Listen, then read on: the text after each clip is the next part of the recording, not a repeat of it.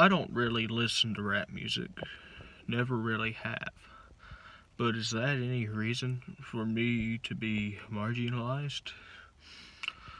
Let me give you a little information about what I'm talking about.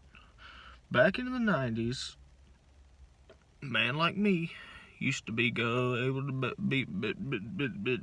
be able to go into any bar in America, and I'd be served hot and ready. They'd be lined up to serve a man like me. I'd be wearing a cowboy hat sometimes, and they'd always be playing live with the neon lights my favorite Western music, Merle Haggard, Willie Nelson, Waylon Jennings, you name it, that's what they'd be playing. But nowadays, you go into the bar, and all they want to play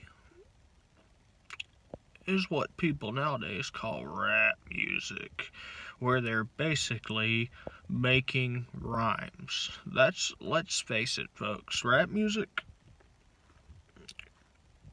you're rhyming, okay?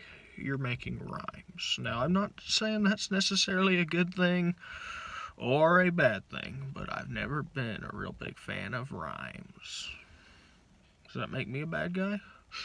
Well, according to many of the bars I used to like to frequent, yes, it does make me a bad guy.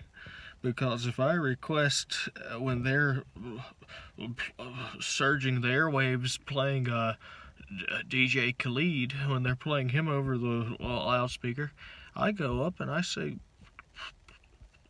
play me some Merle Haggard. And maybe I'll have a little kind of angry, confrontational expression on my face. And what do you know? They kicked me out of one bar. I go to another bar.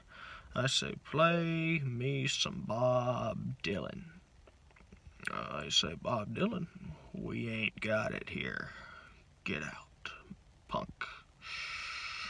And of course, I didn't like being called a punk. So I started drinking everybody's beer. They kicked me out of the bar. So now, you fast forward a couple of decades it's been now, I'm banned from every bar I used to frequent just because I like to hear some Hank Williams Jr. when I'm throwing back a couple of beers. So let me ask you folks, taking an objective look, does that make me the bad guy? Or does that make the bar owners the bad guys? I'll let you decide.